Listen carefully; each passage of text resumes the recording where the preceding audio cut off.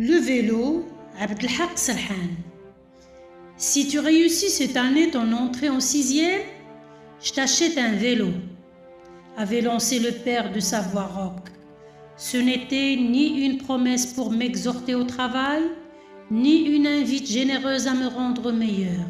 C'était un défi que me lançait le père au milieu du repas du soir. Ma mère avait levé les yeux puis les avait baissés dans un geste d'impuissance. Un silence de mort avait suivi ces paroles. Déjà, je n'avais plus faim. Pourtant, le dîner était délicieux. Un tagine aux 7 légumes que savait si bien préparer ma mère. Une boule obstruait à ma gorge, mais je résistais de toutes les forces qui me restaient à l'envie de pleurer.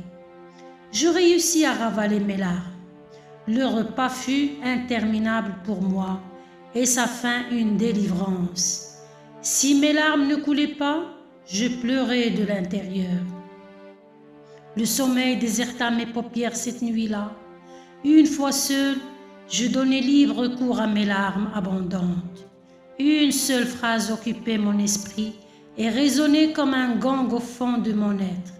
Si tu réussis cette année ton entrée en 6e, je t'achète un vélo. L'école était le sujet de prédilection du père.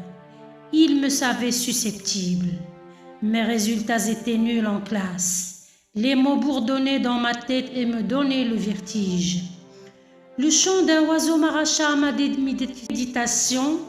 Mes larmes s'arrêtèrent soudain et mes idées noires se dissipèrent comme par enchantement.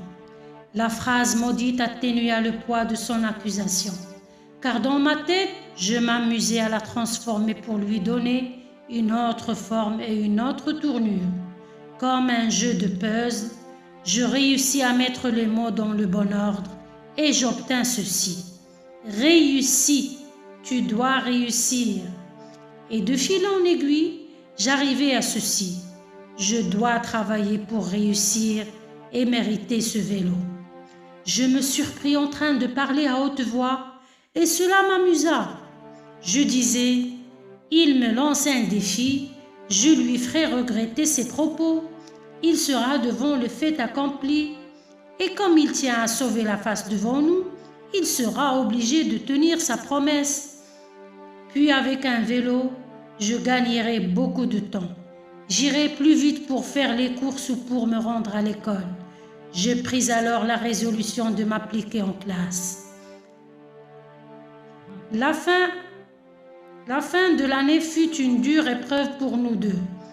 Beaucoup plus pour lui que pour moi, car le jour du résultat final, il ne réussit ni à maîtriser sa colère, ni à dissimuler sa mauvaise humeur.